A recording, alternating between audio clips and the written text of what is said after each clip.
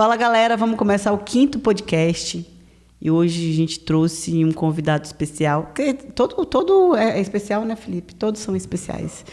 Mas hoje eu vou trazer um amigo e a gente vai discutir umas coisas bem bacanas. Inclusive, porque deu polêmica, eu trouxe um homem especialista em beber água, que é o urologista. Renatinho Martins, urologista. Há 10 anos, né, Renatinho? Há 10 anos urologista, tudo bem? 13 anos sendo cirurgião geral também, né? 17 anos de formado na medicina. Tá velho, hein, Fê? Você tá velho, hein? Tô velho, né? Mas é bom que isso é experiência, né? Isso aí. Então... A outra opção de não ser velho é morrer novo, né? É verdade. Isso que é o pior. Mas que polêmica é essa, Lani, que tá acontecendo? Então, é porque no nosso primeiro podcast que a gente colocou aqui, a gente falou sobre... eu atendi um paciente com ureia e creatinina um pouquinho alterado. E eu falei com ele, a gente calculou, né, pelos cálculos básicos que a gente tem, a quantidade de água que ele teria que beber, e ele começou a dar... Ele tentou dar justificativas ou desculpas de por que ele não estava bebendo água. E aí eu falei com ele para ele não inventar desculpa porque ele tinha que beber água, porque meu rim funcionava, o dele que não. E aí virou uma polêmica, assim, enfim. Mas eu brinquei, assim, falando que eu trouxe para você por causa desse assunto, mas não, tem inúmeros assuntos que a gente tem que falar. Inclusive o de formação de cálculo, que acho que a falta da água é um dos maiores, talvez, motivos de formação de cálculo, né? Não sei. Isso aí não seria nenhuma polêmica, né? Mas...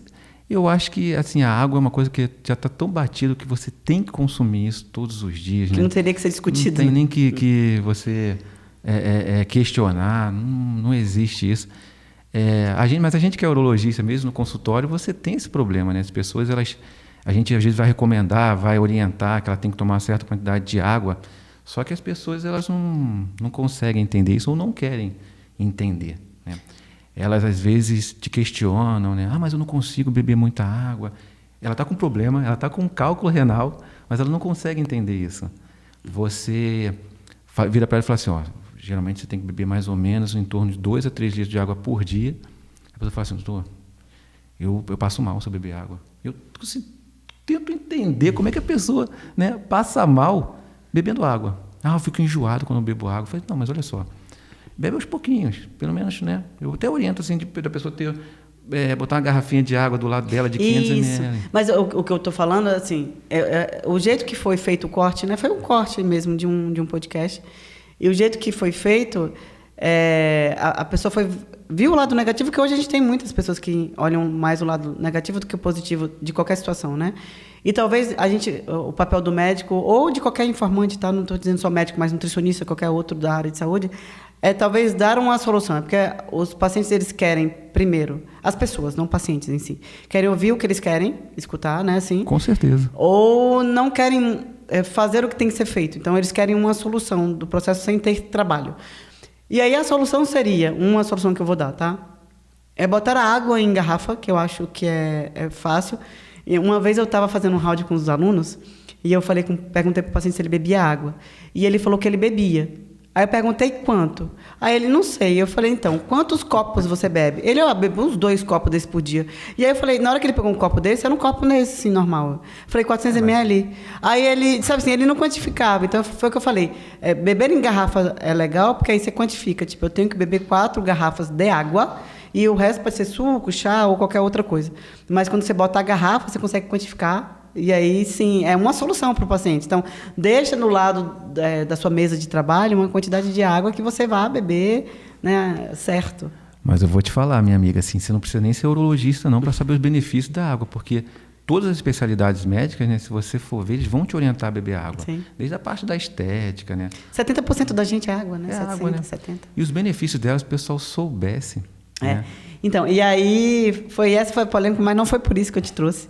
Mas já que a gente começou falando de cálculo renal, eu vou até perguntar para você, assim, porque pela nutrologia, o que a gente vê de cálculo renal é que a gente tem que fazer diminuir a quantidade de proteína ingerida, né? Assim, não botar um paciente para ingerir uma quantidade muito alta de proteína, e aumentar a ingesta de água, tirar refrigerante. Tem mais alguma outra coisa, ou você vê outras coisas de culpa, né, de formação de cálculo? Tem. Olha só, na literatura hoje, você realmente vê que você tem que tirar, diminuir a quantidade de proteína na alimentação. E isso é um pouco polêmico, porque a proteína também tem os seus benefícios, né? E aumentar a ingesta de água, isso aí, né? Não preciso nem comentar. E diminuir a quantidade de sal na alimentação. Tem um sal também, né? Tem o sal também. Isso aí é a mais importante. Agora, assim, sobre a proteína, eu geralmente não tiro a proteína da pessoa, nem diminuo.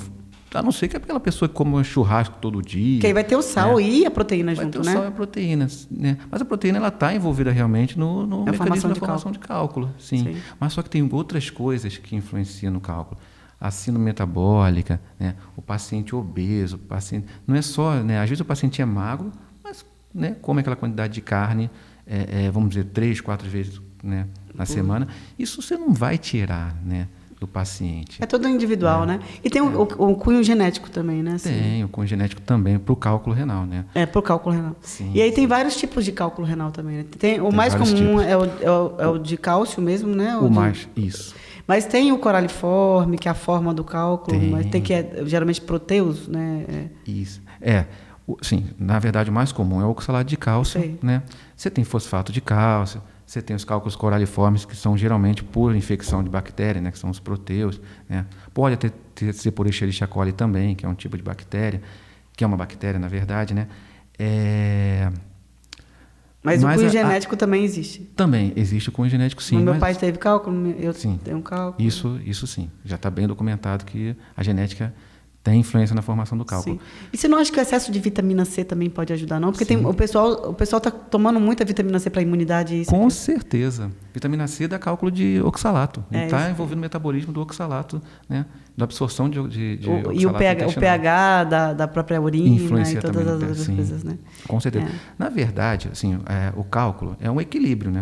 A formação do cálculo é um desequilíbrio, né? Desequilíbrio, na verdade, não é equilíbrio. Sim. Tem que manter o equilíbrio, né? Sim. Entre o soluto e a água. Quando o soluto começa a crescer, a aumentar, né? Que nem aquele pega um copinho de água com açúcar. Se você botar muito açúcar, ele vai, né? Sim. Ele vai depositar no fundo do copo. Se você né? Não bebe tanta água. Se você botar mais água, o que vai acontecer? Vai diluir. Sim. Você vê a importância da água. Só que assim, o nosso organismo ele é tão inteligente, né? Deus é tão legal, né, com a gente, com o nosso corpo, que que ele fez? Ele criou o citrato e o magnésio.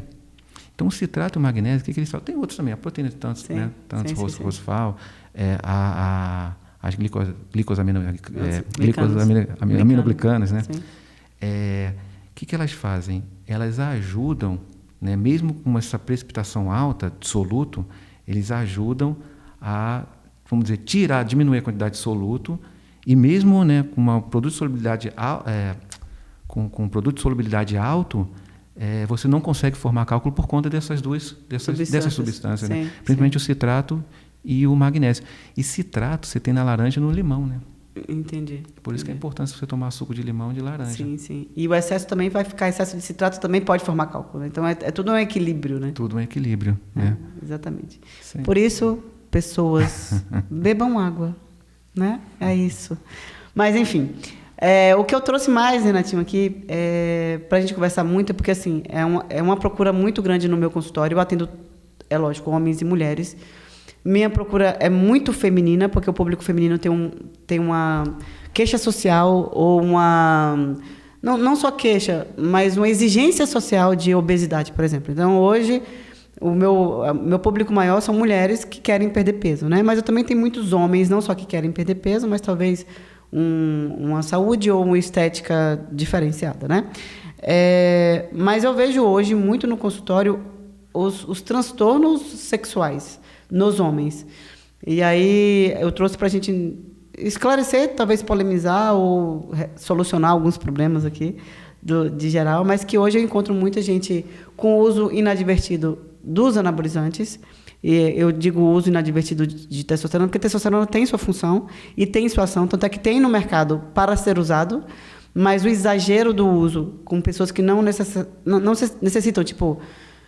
Um garoto de 17 anos que está no início da vida sexual, que está com testosterona lá em cima, que está com desejo alto, mas quer marombar e ficar forte, na verdade, diminuir fazer um atalho, né, no resultado físico, e ele começa usando inadvertidamente em doses altas de testosterona, que vai ter uma consequência.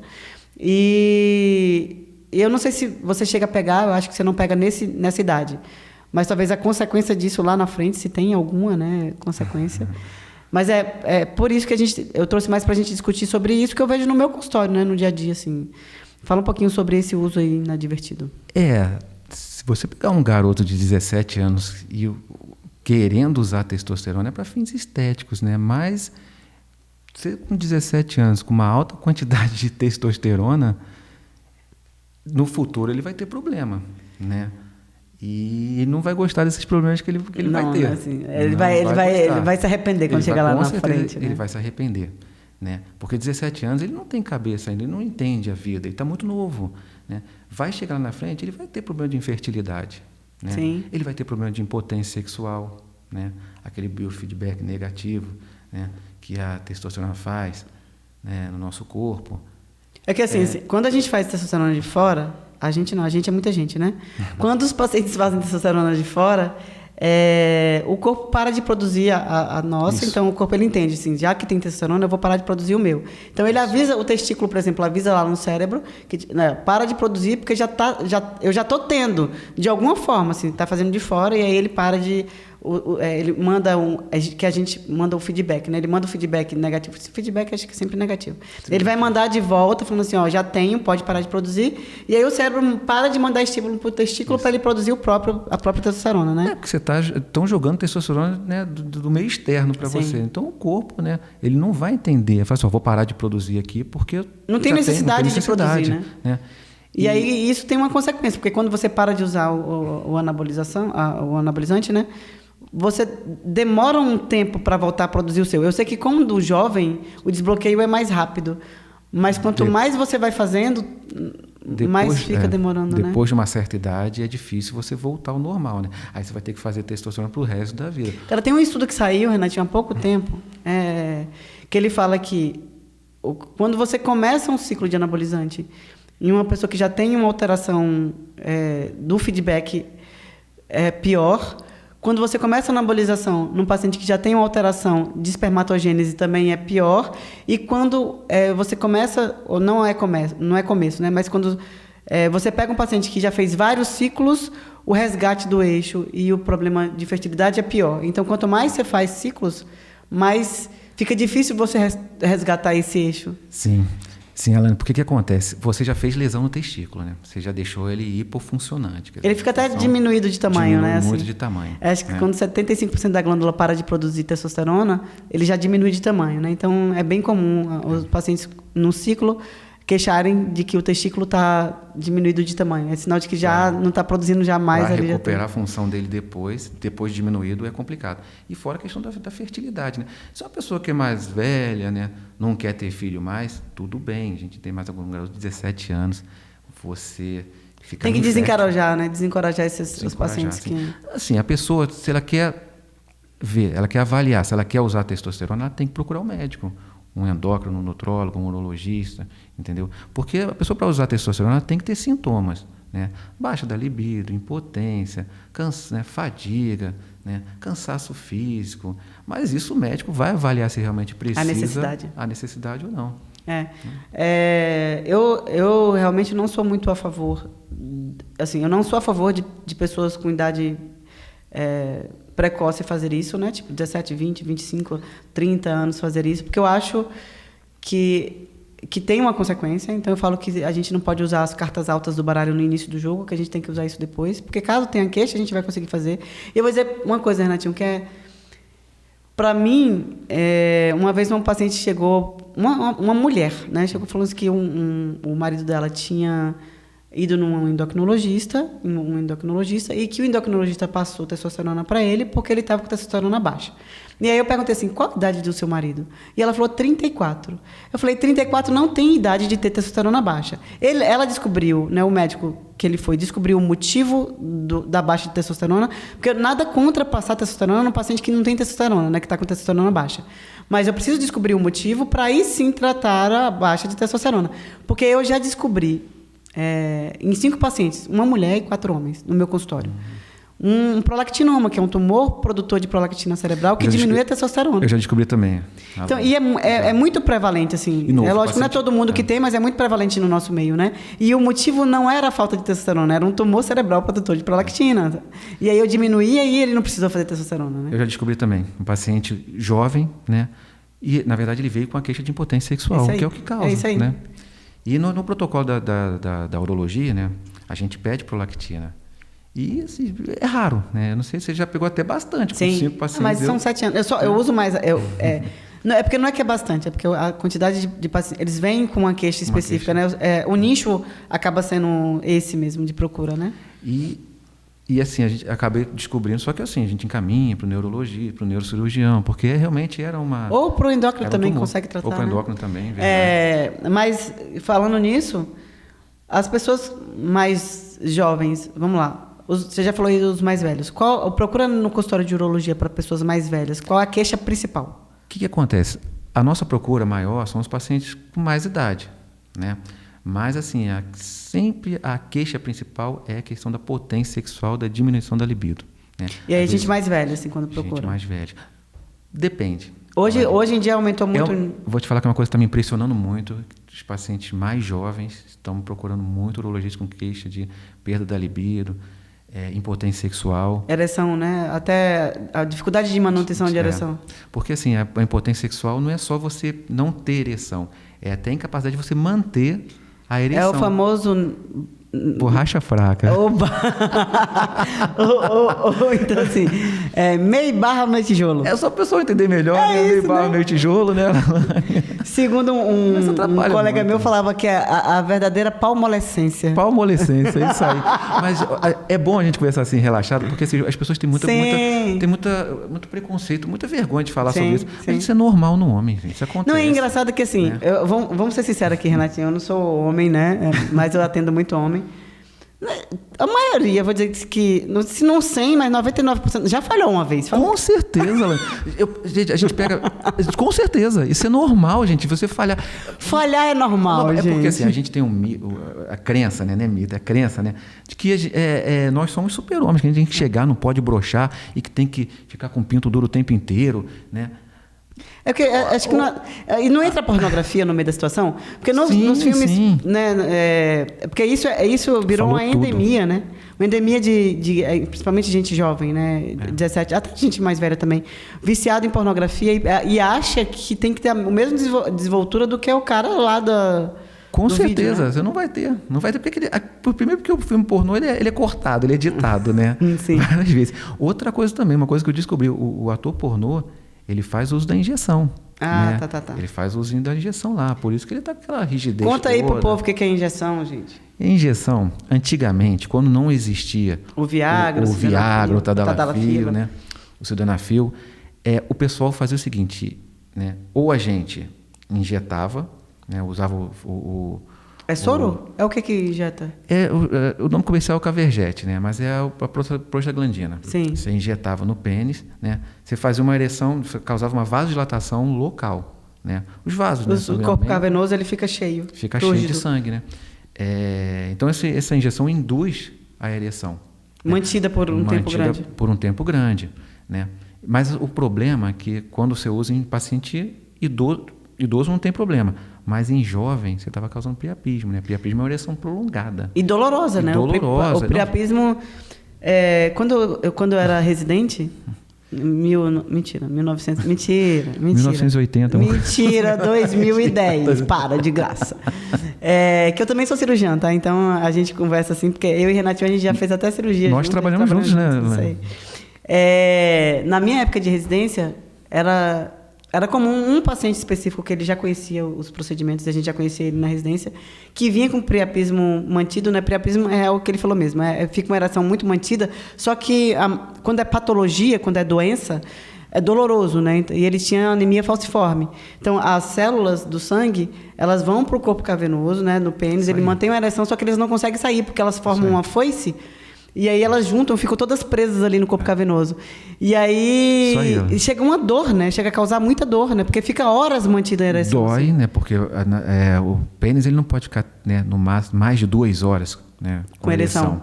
Né? Começa a gerar fibrose no corpo cavernoso, né? Começa a machucar o corpo cavernoso e isso lesa os vasos também. Isso pode gerar, futuramente, a pessoa pode ficar impotente. O que a gente fazia era uma injeção de adrenalina local, primeiro... E depois a gente fazia uma lavagem. E aí, o que o paciente falava pra gente? Olha só, foi assim que eu aprendi. Eu aprendi com ele, não com o meu staff. Ele falou assim, então, aquela primeira injeçãozinha não me dá não, me dá a segunda, porque é sempre a segunda que resolve. Aí você faz a anestesia na base, olha só como é que ele fazia. Ele falava pra mim, faz a anestesia na base e aí joga soro e aspira.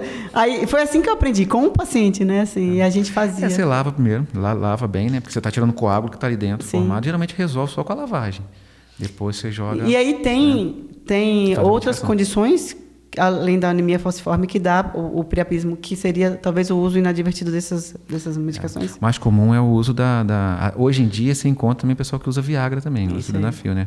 Não é muito comum, mas né? Mas tem também o uso de cocaína. Também, tem essas isso. coisas também. O que eu vejo, Renatinho, é que o homem, culturalmente... Ele é de assistir muito... O homem é muito visual, né? O homem é muito visual. E eu falo que hoje os homens têm 12 anos desde 12 até 90. Eles continuam com 12 anos, né? Então, eles são estimulados o tempo inteiro na parte sexual sem tabu, porque não tem essa crítica da sociedade, porque o homem está ali se masturbando, é a criança pequena que está com a mão no pinto que ele está se descobrindo, isso é natural.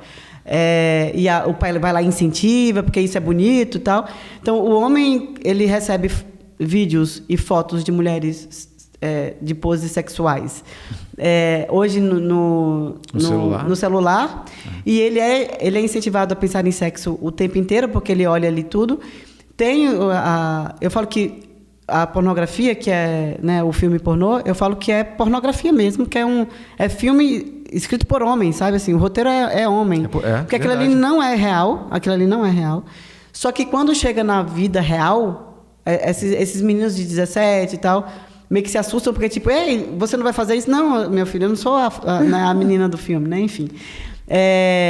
E aí o homem que falha tem um problema muito sério, porque ele quer o desempenho, porque ele vê foto, porque ele vê vídeo, porque ele faz isso e aquilo. Só que eles usam de coisas, né, tipo o Viagra, a Tadalafila, para ele manter uma aparência, né, sei lá. Mas o grande problema, Lana, porque o que acontece? A pessoa, quando vai para pornografia, o garoto novo, né, ele olha que ele gera uma expectativa. Quando ele vai ter, vamos dizer, ele vai ter a primeira relação sexual dele. Ele está acostumado a ver o ator pornô. Ele vai querer fazer aquilo na primeira relação dele. Com a gata. Vai querer impressionar a gata. Sim. O que acontece? Ele gera muita expectativa. Essa expectativa é a ansiedade. Ansiedade e ereção não andam juntos, não. Entendeu? Então, tem uma grande... Ou ele vai falhar, né? Vai falhar. Ou ele vai ter uma ejaculação precoce. Porque, assim, no começo também... Sim, você falou no começo, ele ainda não está com o termostato bem ativado, não, né? Assim, não tá. Fica meio queimado o termostato no começo. Ele está com tesão lá em cima, só que tesão e ereção, às vezes, também não caminham juntos. Né? O cara está com tesão, só que ele está muito ansioso, ele está com uma expectativa muito grande. E não acontece. A adrenalina, em algumas situações, ela faz vasoconstrição, né? A adrenalina. Diminui o cabelo do vaso, né? Aí o vaso diminui e aí não chega sangue onde tinha que chegar. Então, realmente não consegue subir, né? Assim. Não consegue, não tem jeito. E aí não é só nessa situação, tipo, de criança, né? De que está começando a vida sexual, né? Mas do cara que é muito estressado e que trabalha com adrenalina o tempo inteiro, tipo, um empresário de 30 anos que está sempre estressado, ele também não consegue. Não consegue. Por causa disso também, Por causa disso, é a ansiedade do paciente. E tem pessoas também que são ansiosas que não se conhecem. Não sei, eu sou ansioso, mas não sabia que era ansioso, vamos dizer assim, né? Porque tem graus de ansiedade, né? Pensamentos acelerados, né? Assim, no ato sexual, e aí é complicado. Né? Outra coisa, Alana, que eu vejo muito em consultório também, Isso com qualquer idade. E geralmente acontece com um pessoal mais novinho. É o quê? Né? Por exemplo, o paciente, acontece dele broxar, vamos falar Sim. assim, né? Ter a primeira vez que ele broxou, Sim. né, com a mulher, na segunda vez ele vai com medo. E fala assim, caramba, será que eu vou broxar de novo? Isso aí já gerou uma ansiedade, já jogou adrenalina. E é engraçado que tem uma estatística, né, que fala que quando o homem ele broxa pela primeira vez, ele tem 50% de chance de broxar na segunda e 80% na terceira. Na terceira, isso aí. É assim, Isso mas aí. se ele não tratar o motivo, né, a causa Sim. do processo. É, a confiança, né? Ele tem que entrar na relação com confiança. Sim. O homem, acho que por ele estar dependente de algumas medicações, eu acho que ele precisa... A medicação, né, que todas essas aí de ereção, né, que é os inibidores da fosfatidiesterase, eles tinham que ser o nome apoio, em vez de ser tadalafila ou Viagra ou qualquer outra coisa. Porque, às vezes, assim, ele precisa daquele apoio, ele precisa daquele né? Eu tenho ali na bolsa, caso eu precise, eu vou usar, assim. Isso. Que aí vira uma bengala mesmo, né? Assim, o problema não traz problema em você usar o Tadalafil, o Viagra, né? A não ser que você esteja usando alguma medicação, o nitrato, né? Então, mas deixa eu te falar, Renatinho, não é um problema, vírgula. Vou dizer que lá no consultório... Falou tudo. Existe um uso da Tadalafila, especificamente, né? No esporte como pré-treino. Sim, sim. Por ser um venodilatador. Então, essas medicações surgiu para ser hipotensores pulmonares. Então, para quem tem hipertensão pulmonar, que as veias do pulmão elas saem com sangue oxigenado, né, que é a exceção da regra. A artéria chega no pulmão, sai do pulmão com sangue sem oxigênio, e quem sai com oxigênio do coração são as veias pulmonares. No resto do corpo tudo, a artéria traz sangue com oxigênio e veias traz sem oxigênio. Isso foi uma descoberta, né? Então, geralmente assim, né? Você faz por uma coisa e aí resolve em outra.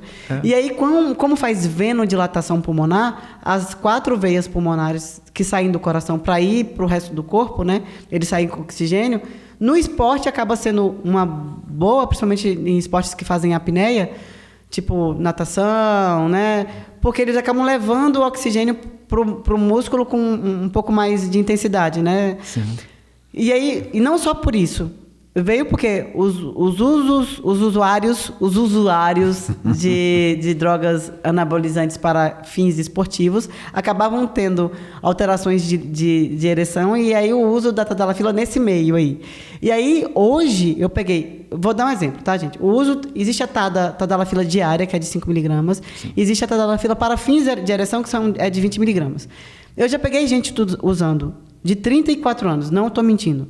Um paciente de 34 anos usando 25 miligramas de tadalafila por dia. Todos os dias. 25? 25, que era o 20 mais 5. Mais 5. Do uso diário. Então, ele usava todo dia 5 miligramas e o 20 do diário. Eu acredito, não sei se você vai, né? Acho que você deve ser isso, né? Mas ele criou uma dependência também psicológica, né? Exatamente. E aí, qual o problema? O problema é que ele com 34 anos, ele não consegue ter relação sexual sem a tadalafila. Essa é dependência psicológica. É emocional. Emocional. Ele agora só se garante com a tadalafila. Não é que ele esteja doente fisicamente, não. Ele não tem uma doença orgânica. Ele agora criou a dependência psicológica. Esse precisa de um tratamento psicológico. Então, eu consegui desmamar esse paciente, hoje ele faz só uso, só 5. Mas ele ainda faz, entendeu? Assim, ele não... Ele tem que ter o uso da Tadala. Esse que para mim é um problema maior. De todos, assim. Porque eu sei que não tem problema quando se trata uma causa. Do mesmo jeito que a testosterona em doses ou anabólicas ou não anabólicas tem, né, seu uso, sua prescrição, tanto é que existe na farmácia normal, e a tadalafila também tem sua prescrição. O que eu vou dizer minha experiência de consultório, tá? Eu falo que o ato sexual ele tem 3 etapas. Tem a primeira etapa, isso é para homem e para mulher, tá? A primeira etapa, que é o desejo, que é o início de uma ereção no homem e o início da lubrificação na mulher. Tem a segunda etapa, que é a manutenção da ereção no homem e a manutenção da lubrificação na mulher. E a terceira, que é o orgasmo nos dois. Cada etapa dessa tem uma dependência hormonal e diferente. Então, eu vou dar um exemplo. O idoso, que ele tem uma dificuldade de ereção por venoso, porque ele tem alteração venosa, porque ele já tem pela idade e alteração venosa, então ele já é um cara que tem uma aterosclerose, né? Ele se dá muito bem com Viagra, um exemplo, porque ele vai manter uma ereção. Agora, um cara que o problema dele é desejo, ele vai ter um priapismo, ele não vai ter um desejo. Sim. Ele vai ter uma ereção sem desejo. Sim. E talvez o cara que tem... Olha, eu vou além. O cara que tem um problema no orgasmo, ou seja, uma ejaculação precoce, e ele usa Tadala, lascou. Lascou porque ele não vai nem conseguir chegar, ele vai gozar antes de chegar no ato sexual. Entendeu? Então, o uso de cada remédio e de cada medicação Na verdade, tem que ter uma orientação médica, né, Alane? A pessoa, você quer usar, você tá... Porque usar por usar, não precisa. Se você tem uma ereção boa, tranquila, né, consegue, não tem nenhum problema nessas 3 etapas aí que você comentou, não tem por que usar medicação. Né? A medicação ela veio para te ajudar. Mas se você está usando assim, de forma não orientada, ela vai te atrapalhar. Né? Outra coisa que eu vejo, Alane, a pessoa que usa Tadalafila chega um certo tempo... Que ele não faz mais assim, efeito, doutor, né? Não está fazendo mais efeito. E eu mesmo aumentei a dose, eu estava usando de 5, depois fui para 20, né? Eu troquei para de 20, de 20, agora estou usando 2, estou usando 40. Né? Não adianta, superdose, não vai adiantar. O problema não é no medicamento, é porque ele faz taquifilaxia, né? Assim, cada vez você tem que aumentar um pouco mais a dose para ela fazer efeito, e chega um momento que ela não vai fazer mais efeito. Chega um momento que não... Assim, mas o que acontece também? É aquilo, né? Essas pessoas que também... Porque o Tadalafila faz né? Tem pessoas que desde o começo, no jovem vai fazer o efeito, no começo. Agora tem pessoas mais idosas, você passa, ela não consegue fazer o efeito. Isso é frustrante, porque o cara vai empolgado com a medicação, chega na hora e não tem efeito. Sim. Né? Mas e aí que tá, é a síndrome metabólica, atrapalhando a ação da então, é bom você falar isso aí, porque assim, uma das causas, o hipogonadismo, que na verdade na endócrina a gente vê 2 tipos, né? Na uro também. Tem o hipogonadismo, é quando as gônadas, então embaixo, lá no testículo, não produz mais testosterona, né? Então a testosterona baixa, tá? Então hipogonadismo é vulgo testosterona baixa. Tem inúmeras causas. Então existe hipogonadismo hipogonadotrófico, é quando o cérebro não manda, né, o recado. E hipergonadotrófico é quando o cérebro manda muito estímulo, mas quem não está conseguindo ouvir é o testículo. Mas que tem isso no envelhecimento, que é normal, sim, tem no envelhecimento. Do mesmo jeito que a mulher entra na menopausa, o homem também tem uma alteração aí de envelhecimento. Mas o que eu vejo muito hoje, a gente chama de hipogonadismo funcional, que é pela obesidade, sedentarismo, síndrome metabólica. Síndrome metabólica, né? É o gordinho, né? O gordinho que não dá no couro. O gordinho que não dá no couro. Entendi. Mas não precisa ser muito gordinho, não. Às vezes é o cara que é aquele falso magro, né? Que tem síndrome metabólica, né? Você pode até falar melhor do que eu, né? O sedentarismo... Quando eu pego muitos pacientes novos eu pego geral mesmo, tá? 34, 35 anos com queixa de hipogonadismo, tipo, realmente, eu tô com libido baixo. Às vezes não é nem hipogonadismo, é libido baixo. E você recorre ali ao exame e vem uma testosterona média para baixo, a maioria é estressado. E sedentário. A maioria é estresse e sedentarismo. É o que eu tiro mais, assim. E aí eu consigo falar com ele que, cara, se você não começar a exercitar... Agora, mesmo jovem, assim, Alane, até uma pergunta, né? Você trata um jovem, assim, que está com a libido baixa, com aquela testosterona no limite? Eu tenho um respaldo literário, sim, em relação ao hipogonadismo do obeso. Eu te perguntei a pergunta, eu te fiz essa pergunta, porque eu trato, entendeu? Sim, só para não te comprometer. Então, existe isso. Eu sou respaldada na literatura quando eu pego um obeso, né, com testosterona abaixo de 250 e com a testosterona livre abaixo de 5,2. Então, eu tenho o respaldo de tratar ou não tratar. Entendeu? Assim, entendi. Eu posso fazer as duas coisas. Uma eu posso tratar com testosterona para ele diminuir peso, ter um pouquinho mais de funcionalidade, e aí sim, parece que a máquina girar. Entendi. Ou eu posso fazer uma tentativa de ele emagrecer primeiro e ver se ele vai responder. Tá? Então, eu tenho essas duas vertentes, que é respaldada teoricamente para isso. Mas eu trato. Eu descubro a causa primeiro. Se for por causa de obesidade e de estresse, sim. Eu trato com testosterona e peço para ele ir tratando da causa. Porque ele vai ter um controle médico, né? Você vai estar ali pedindo exames, né? Controlando a testosterona dele, os outros, né?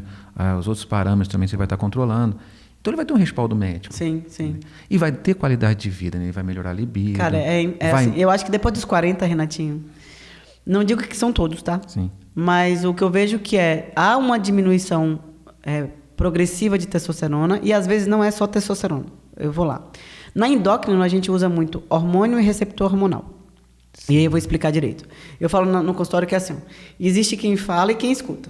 Então, quem fala é o hormônio, quem escuta são os receptores hormonais. Eu já atendi paciente com 200 de testosterona total, sem nenhuma queixa. Sem nenhuma queixa. Libido normal, funcionalidade normal, tipo, trabalho bem, treino bem, tá, beleza. Eu já peguei um de 800 de testosterona com libido zero, não conseguia nem ereção. E vivia cansado. Então, o que eu falo que é, quem fala e quem escuta. Não adianta eu chuchar a testosterona no paciente que tem dificuldade na recepção desse hormônio. Então, se eu falar alto numa sala que está todo mundo surdo, não adianta nada. Não adianta. Então, eu falo que é a eficiência do hormônio. Entendi. Que tem uma diferença grande para mim. Então, essa notoriedade eu acho que vem do médico, de entender isso. E passar ou não, mas o que eu noto é que homens depois dos 40 anos, ele vem uma decrescente, não que tenha necessidade de fazer isso, tá? De fazer hormônio. Mas quando a gente passa um hormônio em dose basal, não estou falando em hormônio em uma dose muito alta não, tá? Sim. Não estou falando em anabolizante, que seria uma dose suprafisiológica, de talvez 500 miligramas semanal. Não estou falando isso não, estou falando uma dose basal. Um cipionato que tem minha vida de 15 a 21 dias, a cada 15 ou a cada 21 dias mesmo, sabe? De reposição. A qualidade de vida desse paciente muda radicalmente. Muda porque sim. Ele trabalha melhor, ele consegue enxergar a vida de uma forma melhor. Não é sexual falando, não. Sim. Ele tem disposição até para exercício físico, para trabalhar, para se exercitar, assim, parece que fica tudo mais lindo. Melhora, né? A qualidade de vida muito do paciente. Então, eu acho que existe um tabu em relação ao uso de anabolizante mesmo, mas na forma de anabolização. A fins puramente estéticos, né? Mas hoje já está bem documentado o uso da testosterona, né? Para o paciente. Antigamente era mais off-label, né? Assim, sim, antigamente o pessoal... mas hoje tem muito estudo, né? Os americanos, acho que também começaram muito com esses estudos. Proteção cardíaca, envelhecimento. Sim.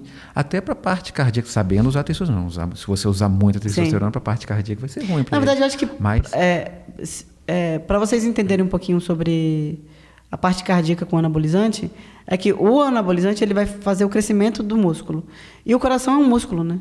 E aí pode ser que o músculo do coração ele responda também à testosterona de uma forma ruim, porque quando o coração ele cresce, a parte muscular, ele não cresce muito para fora, ele cresce muito para dentro. Então a câmara cardíaca ela fica um pouquinho menor. Então, o uso, hoje em dia tem até estudo, né? Que você usando de uma forma, né, sendo que o médico esteja né, prescrevendo de uma forma basal, vamos dizer assim, sim. Ele melhora a parte cardiovascular, né? Exatamente. Até porque ele vai fazer mais exercício e é isso, o cardiorrespiratório melhora muito. E outra coisa, até na parte urológica também, o pessoal fala de câncer de próstata, não tem estudo nenhum que comprove que a testosterona leva ao câncer de próstata, né?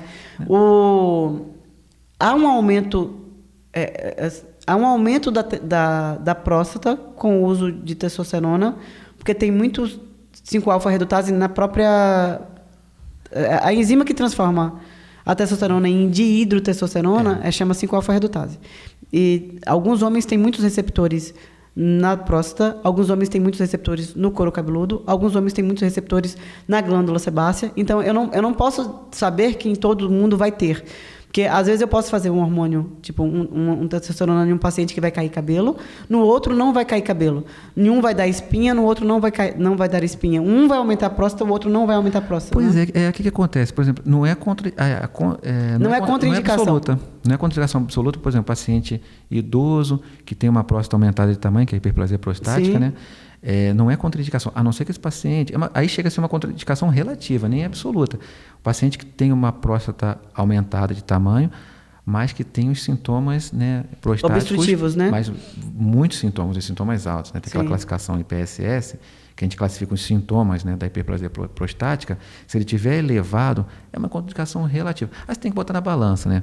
Se qual vale a pena, né? Qual o benefício, né? Ele pode morrer broxa ou ele pode morrer transando, mas está tudo bem, né? Isso é conversa com o paciente, é a consulta, conversar bem, saber, né, da agonia do paciente. Sim. Dos medos, né? Eu sou um cara que eu quero ter relação sexual. Sim. Outro não, não Isso pra tô mim tranquilo, tô bem. A minha mulher já é menopausada, tranquilo. Tô aposentado, Sim. não trabalho mais, tá bom pra mim. Sim. Então, é uma Sim. coisa que tem que ser conversada com o paciente, né? A hiperplasia prostática benigna que o Renatinho tá falando aí, cara, no meu primeiro período de faculdade, 2002, tinha metodologia da pesquisa. Você teve essa matéria? Tive. Hoje não tem mais. Mas era pra gente aprender a fazer no artigo científico. E eu fiz um sobre... Hiperplasia? Na verdade, foi alterações da próstata. E eu fui ver que a conclusão foi 100% dos homens que chegarem a 100 anos de idade vão ter alguma alteração de próstata, ou câncer ou hiperplasia. Ou câncer ou hiperplasia. Então, o câncer é um crescimento negativo, né, cancerígeno. A hiperplasia é um crescimento benigno da próstata, né, e ela cresce de tamanho.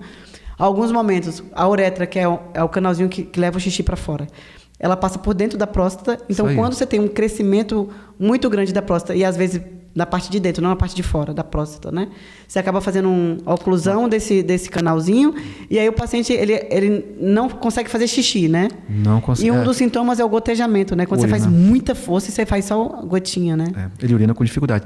O que acontece? O paciente te procura, porque o homem ele é complicado para procurar, médico, né? médico. A mulher acho que é mais Ele acha que ele é Wolverine, né? Ele se corta, ele se constrói, ele tem uma doença, mas vai resolver. Tipo... Ele não sei, é culturalmente. É cultural. É cultural, né? Porque ele não procura a gente. Tem medo de receber uma dedada, eu acho.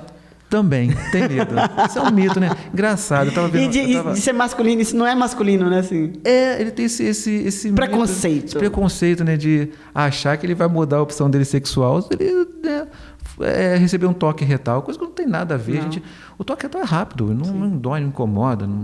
Fale por você, Renato. Eu tenho que trazer o paciente. Fale por você, porque às vezes, assim, é via única, é só de saída, não de entrada. Ô, Felipe, eu tenho que falar isso porque eu tenho que trazer o paciente pro meu, né? Pro meu consultório. Ele tem que falar que não dói, né? Falar que dói, que o paciente não vem. Não vai. Não vai. Eu falo que às vezes nem peido arrependido pode voltar. Pois só é. Sair. É uma via única, é só de saída, não de entrada. Peido preso é um problema, né? Para a saúde, vale a pena um toquezinho retal, né? Tem que fazer, gente. Porque olha só, agora é sério. Mas tem que fazer? A medicina não está tão evoluída que mudou? O que acontece, né? Tem que fazer. Não tem jeito, né? Você tem que fazer o toque retal porque você está sentindo a próstata do paciente. Entendeu? O toque retal, na verdade, você... É o exame físico, né? Se você tiver um nódulo palpável, às vezes você pega um PSA que está um pouquinho acima do valor normal, ou até normal mesmo, mas o toque está alterado. Sim. Lógico que o toque não vai fazer diagnóstico, tem um câncer aqui, não. Mas vai te dar um sinalzinho, falou, opa, tem algum problema. Sim. Pede uma biópsia, pede uma ressonância para estudar isso aí melhor. Sim, na endócrino, Renatinho, o uso de testosterona, ele só é contraindicação relativa, não absoluta. Quando em 1 ano o PSA subiu de 1,4, eu não tenho que parar de fazer a medicação. Eu tenho que mandar para o urologista para avaliar.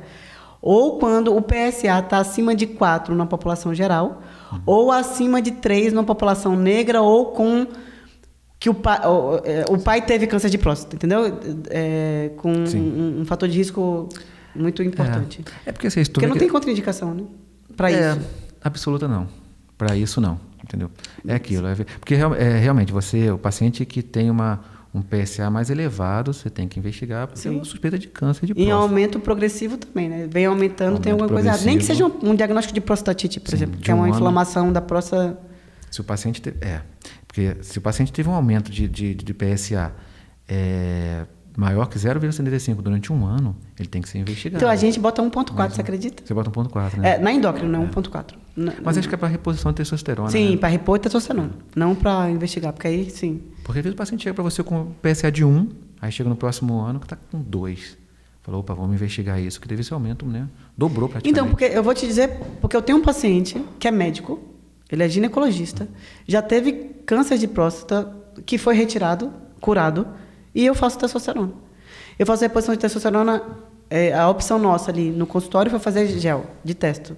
Né? Foi uma opção nossa, né? Eu com ele. Mas eu tenho um paciente que é urologista, que é meu paciente, e que ele vem para mim para eu repor. Assim, não tem contraindicação. Até agora não foi documentado. Beleza. E aí, falando do homem, né, da sexualidade do homem em geral, eu vou partir um pouco para a mulher, porque por incrível que pareça, culturalmente não existe, mas o urologista também é médico de mulher, né? Também. Né? É porque na hora que a gente fala urológico, é porque o homem, a parte sexual, ela acaba que para o homem o urologista é urogenital. Para a mulher divide, né? A parte urológica é o urologista, a parte genital é o ginecologista. Mas a mulher também tem queixas urológicas, né? Tem. O que acontece? As mulheres, elas... todo paciente acha que a urologia é do homem. É uma especialidade do homem. Não, mas a gente atende muita mulher. A parte de incontinência urinária, que é a perda urinária na mulher, né? A parte de infecção urinária, cálculo renal, tem mulher também tem cálculo renal, né? Pedra nos rins, né? Sim. Câncer, os cânceres renais, né? Câncer renal, câncer de bexiga, isso tudo é tratado com urologista, né?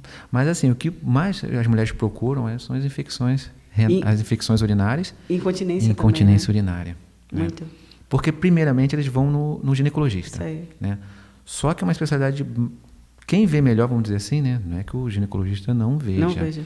Né? Mas muitas das vezes eles encaminham para a gente, para a urologia. Porque, se vamos dizer, se for até cirurgicamente mesmo, é o urologista que vai fazer, né? Que vai fazer. Existe uma gama de doenças urológicas que dá em mulher, tipo cisto de uretra, prolapso uretral. Também. Às vezes é só uma fraqueza no assoalho pélvico que o paciente pode fazer uma fisioterapia pélvica. Sim.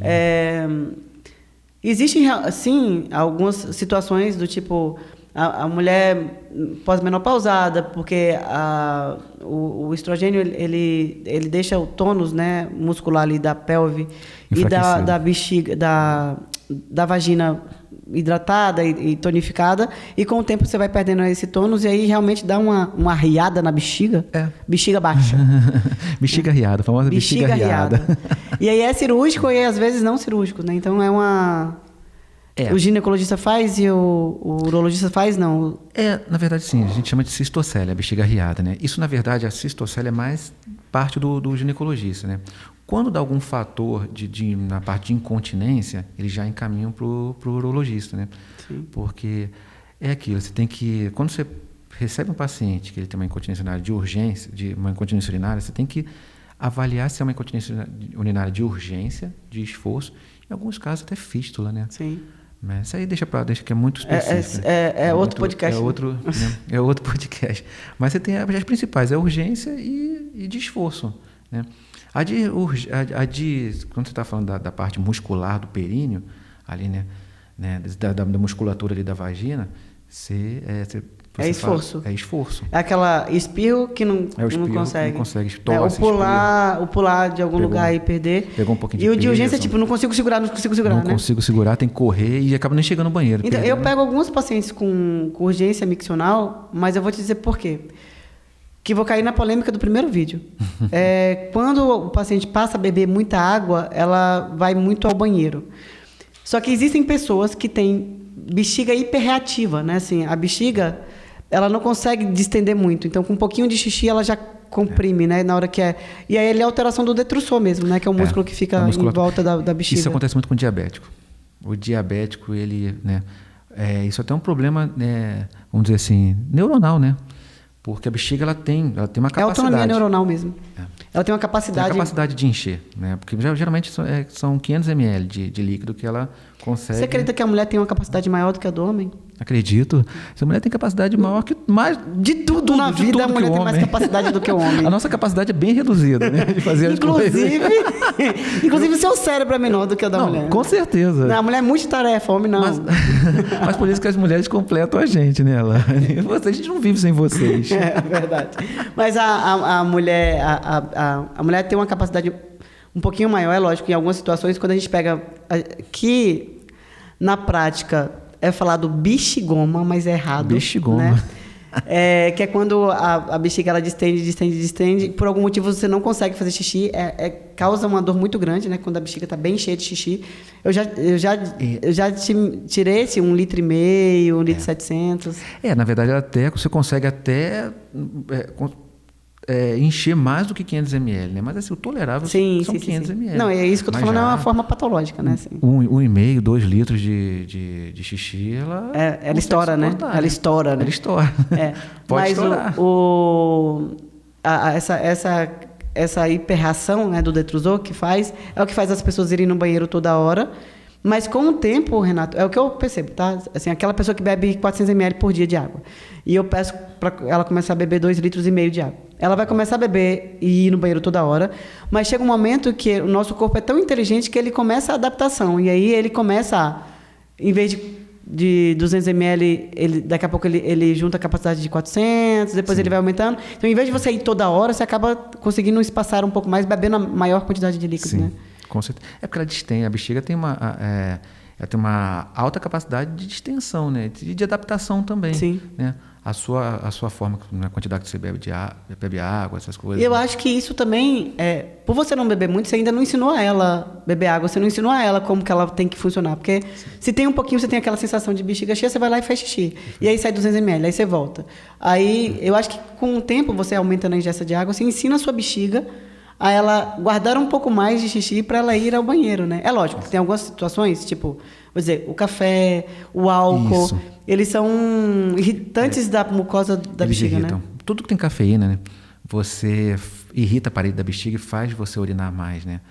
E em pouquinha quantidade, mais vezes, né? Em pouquinha quantidade, mais vezes. Isso até é orientação. As pessoas... Existe uma patologia, né? Que chama bexiga hiperativa, que a pessoa vai muitas vezes no banheiro. Isso é agoniante, né? É mais comum em mulher. E também está relacionado ao estresse também. Sim. Né? Então, uma forma de tratar é você tirar a cafeína da pessoa. Ou diminuir. Porque tem gente que é viciada em café, sim, né? sim. Você não consegue tirar isso de uma hora para outra. Então, você tem que diminuir a quantidade, mas melhora muito. Eu tenho uma paciente com bexiga hiperativa. Ela é médica. E eu aumentei a ingesta de água dela porque ela... Pode falar que é brincadeira. Não, fofoca. Eu aumentei a quantidade de ingesta de água dela porque eu identifiquei que ela bebia uma quantidade muito pouca de água. Só que ela falava que em plantão não tem como beber uma quantidade grande de água. E aí eu falei com ela assim, tem, né? Você não quer, porque eu também dou plantão e bebo água. Mas enfim... Aí ela assim, não, minha bexiga é hiperreativa, né? Então eu acabo tendo que ir no banheiro várias vezes. Só que o marido dela é urologista. Aí eu falei, então você resolve isso com o teu marido, porque pra mim, tu tem que beber mais água. Agora, a parte da hiperreatividade da bexiga, você resolve com o teu marido. Mas no final das contas, não era tão uma bexiga hiperreativa. Ela era destreinada. Entendi. E aí, quando ela retornou na minha consulta, ela falou assim, cara, eu não tinha noção do quanto que a água era importante para mim, porque meu cabelo, minha pele hoje é diferente, sabe assim, é engraçado. Você vê como é que a água é importante para todas as especialidades, né? Deixa eu puxar uma sardinha aqui para minha amiga aqui, que ela é muito boa para botar o paciente contra a parede, porque todo mundo tem uma desculpa, né? De virar e falar assim, não bebo água por causa do plantão, eu não me alimento direito por causa disso, daquilo. Mas você vai lá e bota. É lógico, eu falo, eu faço, por que você não faz, né? E ela realmente, vira e fala assim, é verdade. Eu posso fazer, né? Você cria um conflito na cabeça dela. Sim, caramba, da paciente. Realmente. Mas isso é bom. O paciente, no final, ele gosta. No final das contas, no fundo, gosta, ele volta para tomar um esporro.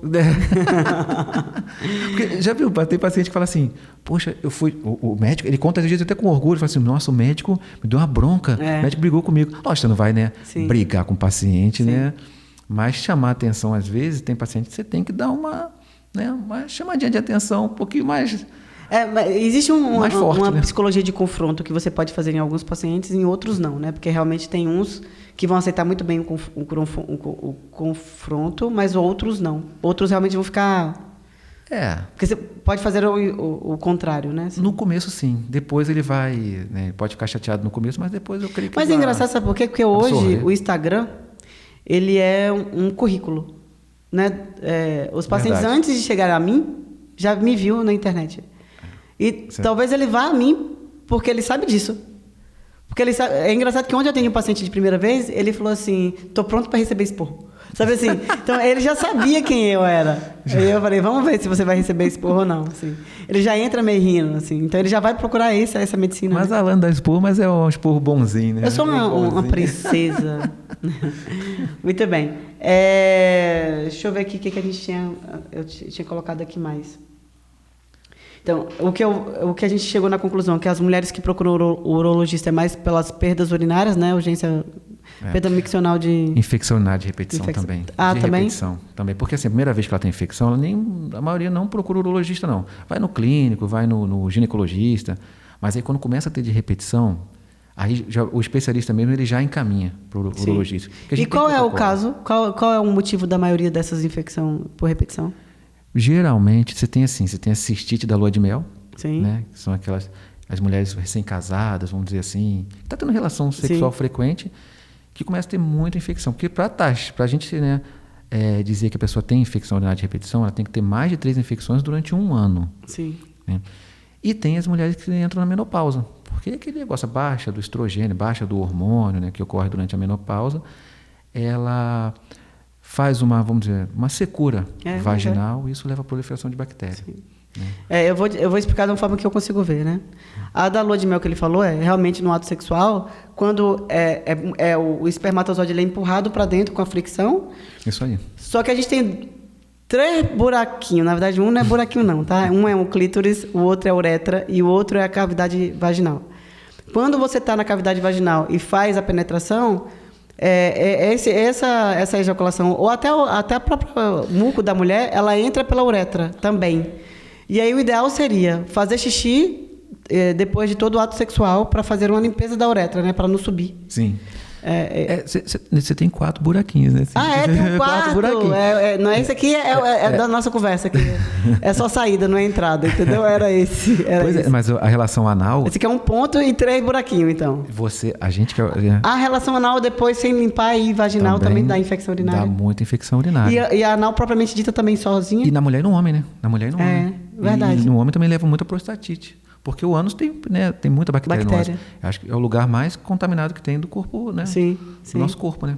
É o ânus. É verdade. Então você leva bactéria, relação anal. Que a pessoa vai lá, tem relação anal, depois tem relação vaginal, você está levando bactéria para a vagina. É verdade. E outra coisa, está entrando também bactéria na uretra do homem e indo para a próstata. Direto para a próstata. Vai levar prostatite. Né? E a outra que ele falou aí, que foi da infecção urinária da mulher na menopausa, é que a mucosa da vagina em si, ela fica realmente ressecada e a fricção machuca também, né? A fricção do homem ali... Faz lesão, né?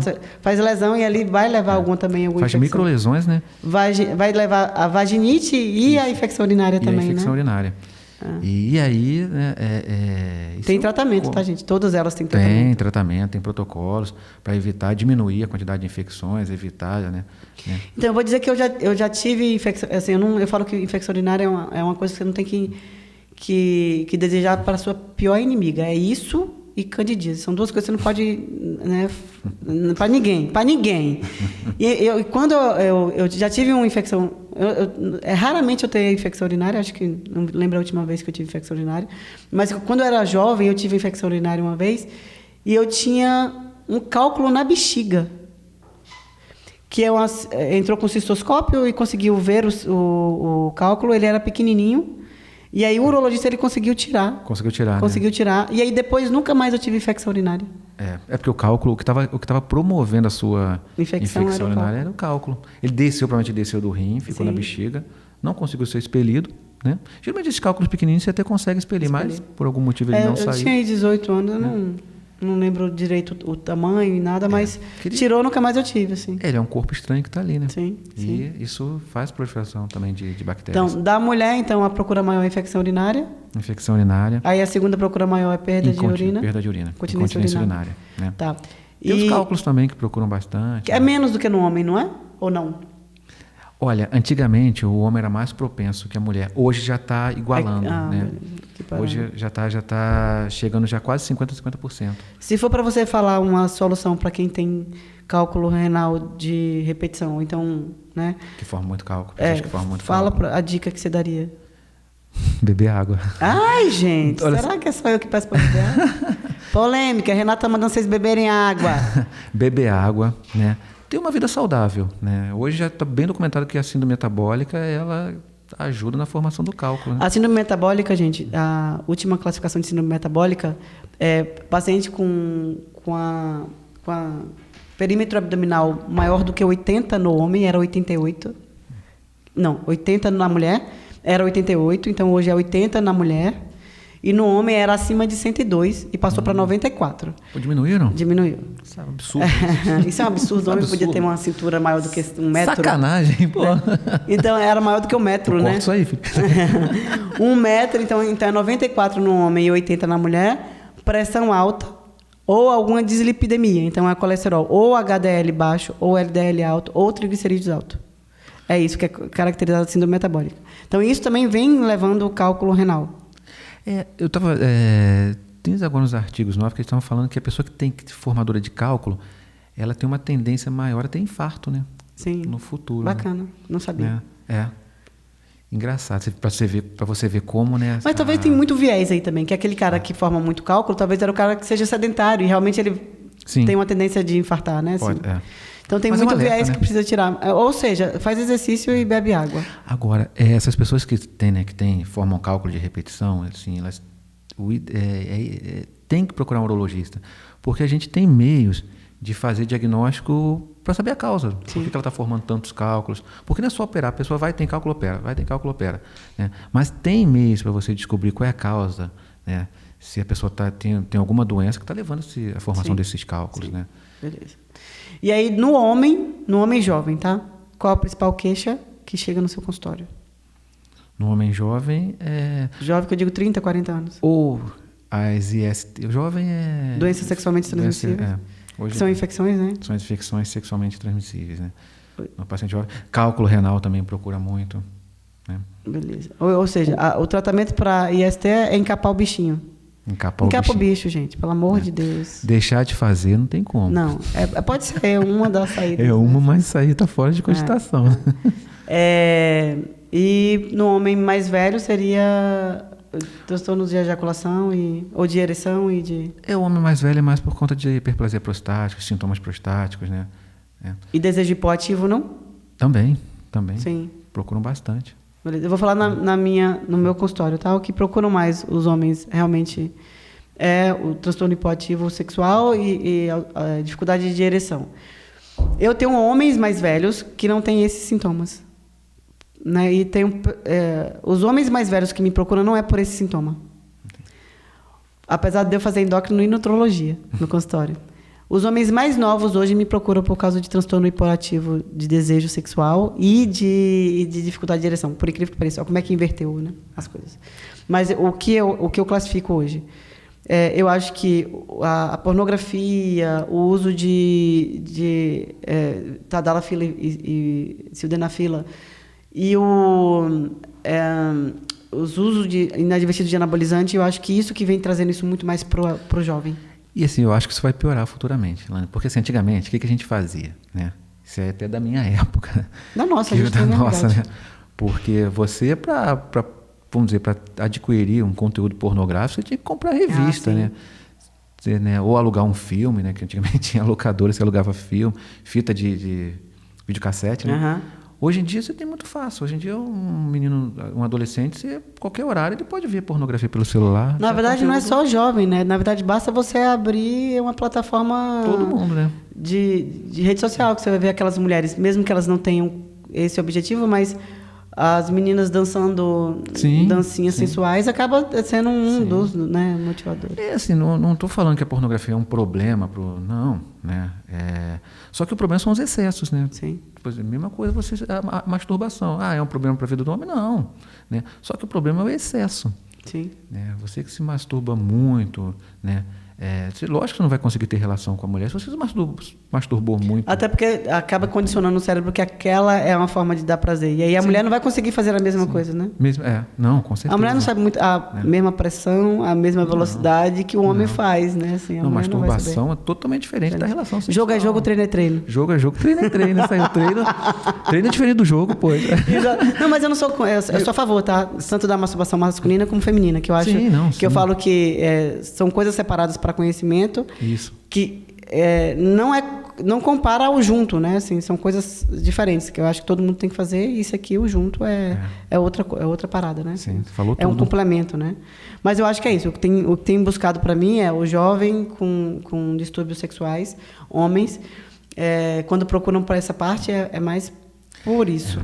Assim, isso é uma coisa que realmente é preocupante, porque em 2010, quando eu comecei a fazer a residência de urologia, você não via muito. Eu fiz no Hospital da Lagoa, né, fica ali na zona sul do Rio, mas atende praticamente o Rio de Janeiro inteiro, né, o estado do Rio de Janeiro inteiro. Né? É referência. Né?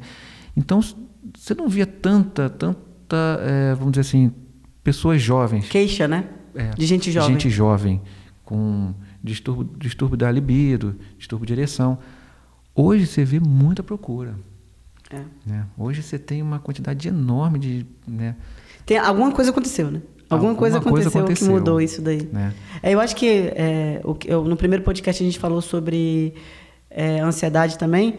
E eu acho que o mundo ansioso atrapalha também essa parte sexual também. Então, por isso que os jovens hoje também têm isso. Né? É muita coisa associada, né? O estresse, né? A ansiedade, a depressão, tudo isso leva, né? A impotência sexual.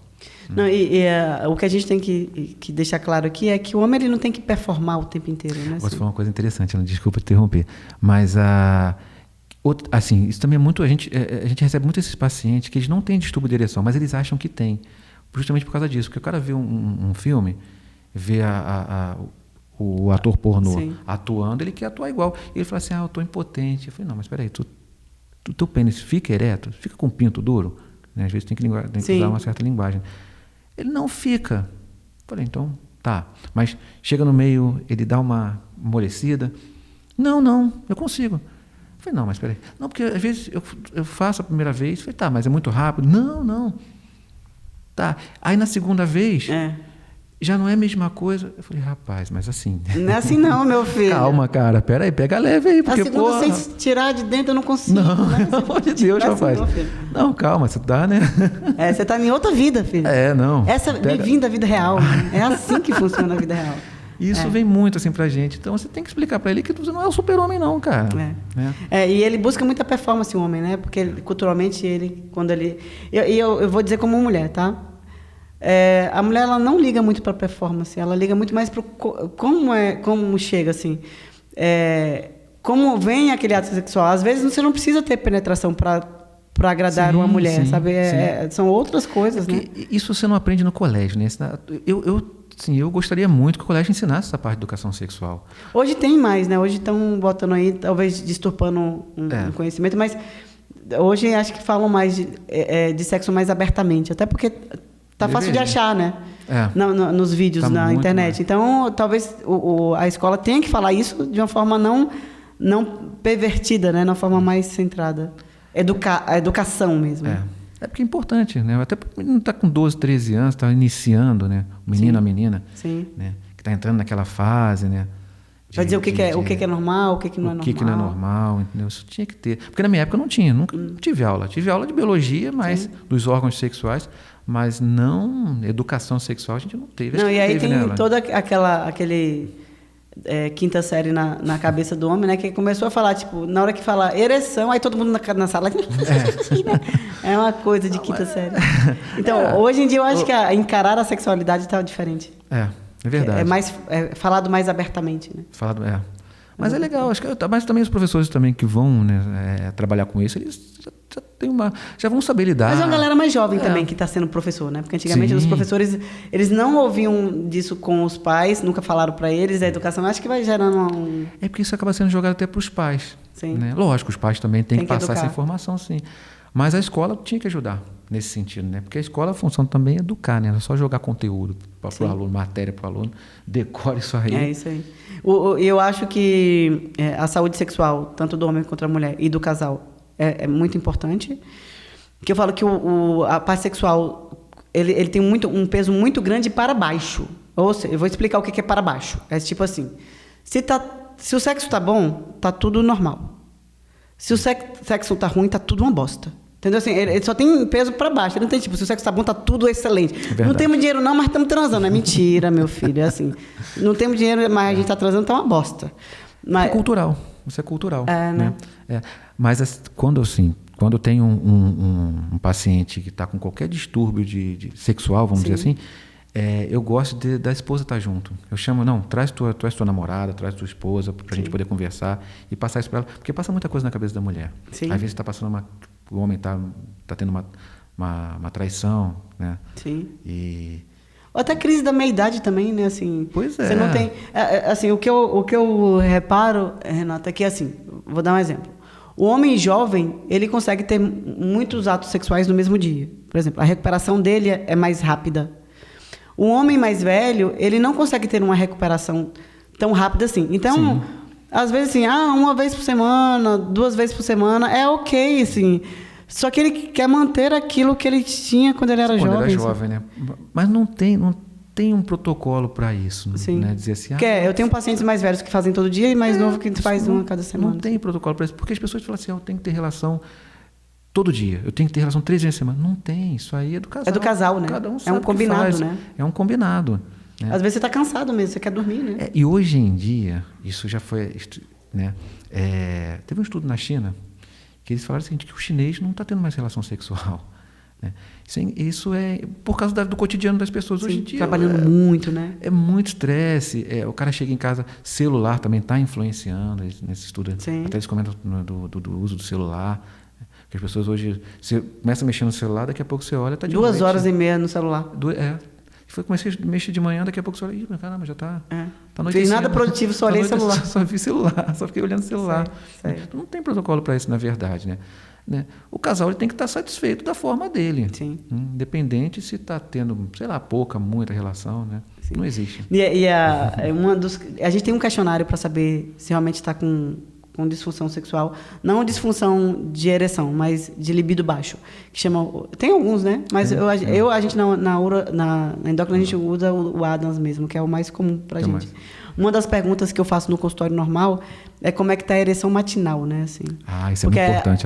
É um parâmetro, né? É um parâmetro para não só ver a quantidade de testosterona, mas a ação da testosterona, que eu falo, não é eficiência. Então, mesmo que o paciente tenha 200 de testosterona, mas está tendo ereção matinal, é um marcador de tipo, ok, você faz pouco, mas você recebe, você percebe muito, né? Você escuta, né? Bem. A primeira pergunta que eu faço ao paciente, que ele vira para você e fala assim, doutor, eu estou com problema de ereção.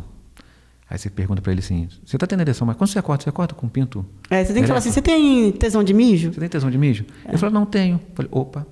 Aí você tem que pensar na parte psicológica dele. Na outra parte. Lógico, vai investigar a parte orgânica, a parte física. Então, e aí eu tento falar para os pacientes que a ereção matinal, ela não necessariamente ele tem que usar isso para fazer sexo, porque a mulher ela não acorda assim não, filho. Então, o que acontece? Vou lá. A testosterona ela tem uma produção maior lá de 4 a 7 da manhã. E aí tem outro fator. Além da produção de testosterona noturna ser maior no homem, ele está relaxado e aí faz a venodilatação, né? E aí tem algumas ereções espontâneas. Ok, ele acordou ereto e foi fazer xixi, por isso que é o vulgo tesão de mijo. A mulher também acordou com vontade de fazer xixi, porque ela passou muito tempo deitada e ela foi fazer xixi. Mas ela não está com tesão não, tá? Às vezes a mulher ela só quer dormir.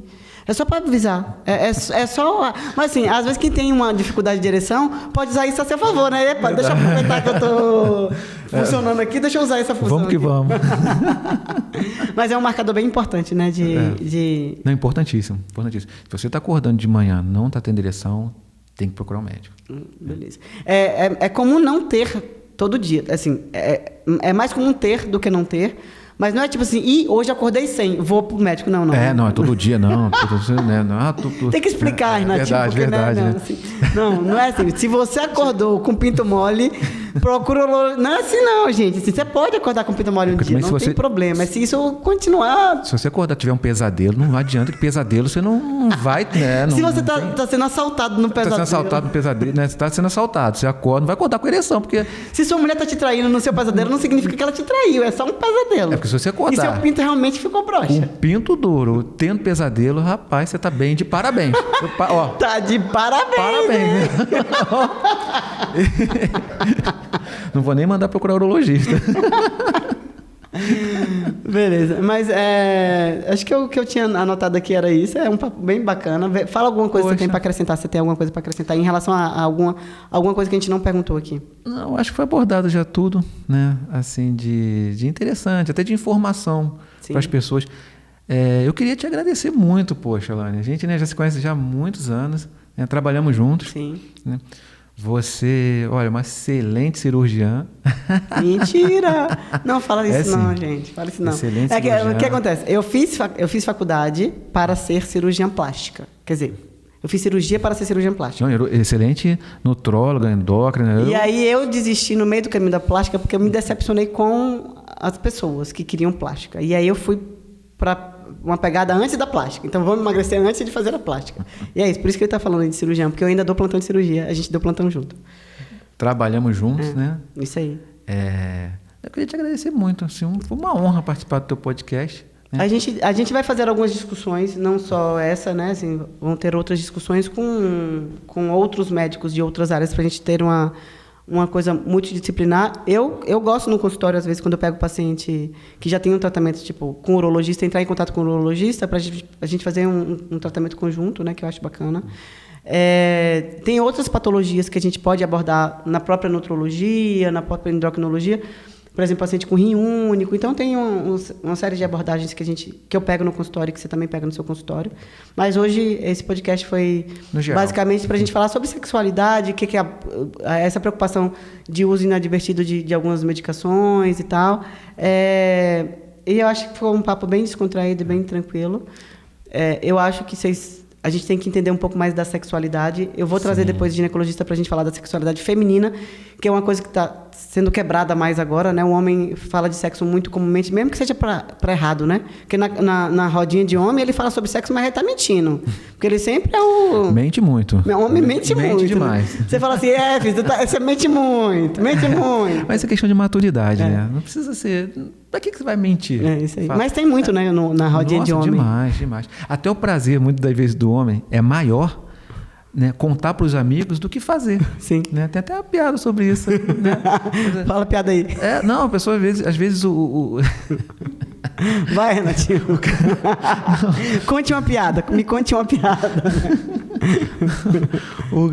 O cara foi para uma ilha deserta, estava ele. Na época, essa piada é antiga, que a gente usava até o Luana Piovani, né? Que é o Luana Piovani, que não chega até ela. Sim. Né? Hoje a Luana Piovani que chega até ela. Que chega até ela. É verdade. Hoje ela está mais coroa, né? Então, na época... Mas não deixa de ser sexual, bonitona, né? Mente atraente. Bonitona. Então, o cara caiu de avião numa ilha deserta com a Luana Piovani. E ele teve relação com ela lá. Aí ele virou para ela e falou assim, agora bota um bigode só para eu contar para meus amigos que eu tive uma relação sexual com a Luana Piovani.